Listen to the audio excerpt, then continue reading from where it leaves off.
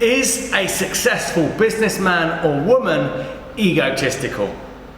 Quite often, I'm sure we can all relate to seeing somebody think, oh yeah, I'm wonderful, I'm the best, I'm better than you, and I'm doing this, and I have this, and I have that. And at some point or another, they trip, they fall, things fall apart, and bang, reality hits them. But does that mean that they're egotistical? In today's video, I'm going to be breaking this down, and once you have an awareness of what egoism is, you'll be able to free yourself of it, and in doing that, you're going to elevate your ability in communication, in connecting with others, and elevating your ability in lifestyle creation. Let's go for it. I am Dan Warburton, a transformational coach who's known for having enabled thousands of entrepreneurs and business owners to succeed in extraordinary ways. I've also got web spaces full of testimonials backing this up, and I'm often invited to speak to audiences of thousands around the world about what transformation makes possible. I now get to live an extraordinary lifestyle, and I want you to be able to experience the same. So is a successful businessman or woman egotistical? Let's first break down the difference between egotistical and confident. So, to be egotistical is to compare yourself to others and to think worse of others or to think badly of others so that you get to then place yourself as higher than them, or your opinion of yourself versus others. That's fundamentally being egotistical. It's to see yourself as bigger and better than others. And on the other hand, if we were to look at what is confidence, because it can be easily be mistaken both in ourselves and in when we meet other people as to whether they're being egotistical or confident. So to be confident is simply to be confident in your abilities, to be confident that in any situation, any circumstance, any place, that you can always find the solution, that you don't need to rely on anyone, that you don't need anybody else's opinion to kind of lift you up or to bolster you higher. So that's fundamentally confidence. And people that are confident, they actually are not bothered by other people's opinions and stories. Somebody who's egotistical, on the other hand, is easily knocked off their kind of elevated opinion of themselves. Now, is being egotistical a bad thing? No, it's not. In fact, it's impossible to not be egotistical, because egotism is literally a series of interpretations of what we think we are and are not. That if I think that I'm, even as ridiculous as it may sound, male, that I'm so tall, that I'm good at this and I'm not good at that. All these things give me a mental construct what I think I am and think I'm not. Now you're probably thinking, yeah, but Dan, you're a guy, you're a bloke. I don't understand. Well, if you think about it, where are you? Are you in this body? Where are you? If I was to say, where are you? Where would you point? Your chest? Your brain? Here? You're in your brain, are you? So if I slice open your head, I'll find you, will I? No, and this is the catch. I is a mental construct. Now, we happen through this body. We express ourselves through this body, but that does not mean that I am in this body.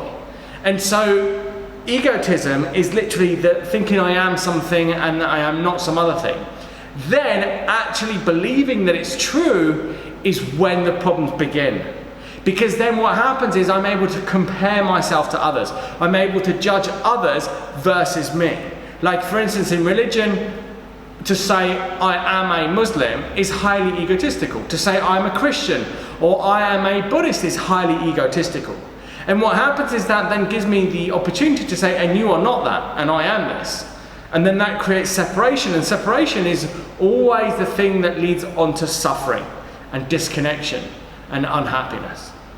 They say, whenever you compare, you then end up in despair. And these are all traits of being egotistical. Now, coming back to the religion way of being egotistical, if I was to rather say, I practice being a Muslim, or I practice praying to Islam, or I practice being a Christian, I practice Hinduism or Buddhism, that's something very different. That then has a level of responsibility, because then I'm not comparing myself to others, but rather I am simply saying I practice this. So if we come back to the inquiry, is somebody who's successful in business egotistical? Yes, they are, because we're all egotistical to some level. However, if they are in their power, if they're being effortless, if they're enjoying the journey, and at the same time when things fail, don't go to plan, or when they're given brash opinions about them from other people and they don't let those opinions get to them, and they're okay with it, and they can get up every day and just play and enjoy and try again and fail, okay, just get up, keep going, which is a level of mastery that to some extent I've enabled to arrive at myself, then I would say that that's not so much being egotistical, and that's actually more being confident.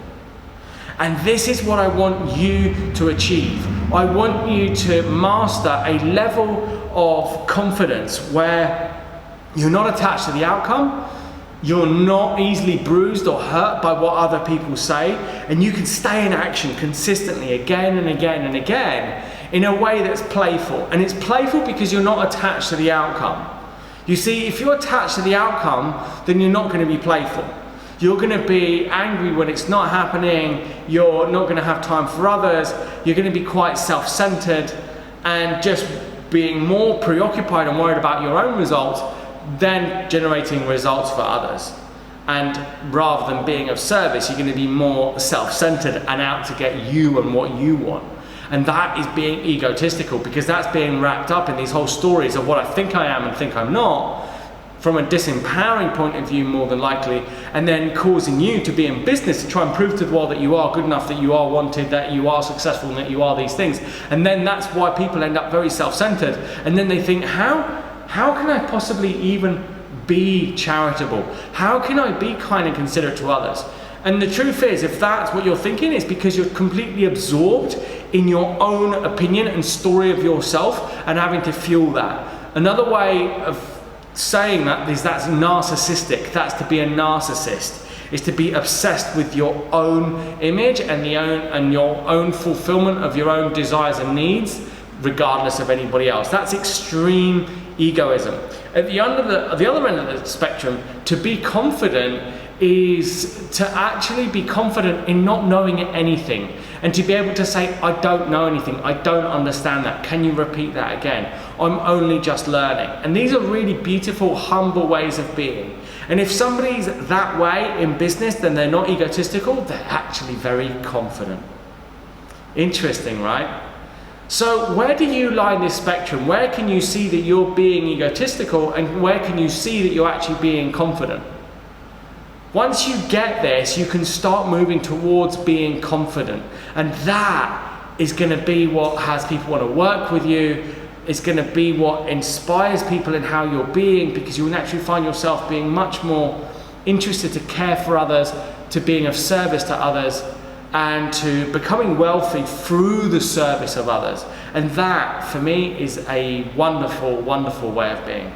So if you learned something in today's video, then do subscribe, because each week I'm going to be giving you new insights, and I'm going to be enabling you to ever get better at creating and living a life you love. Well done for checking in today's video, and remember, whatever you do, dream the dream, choose the dream, live the dream.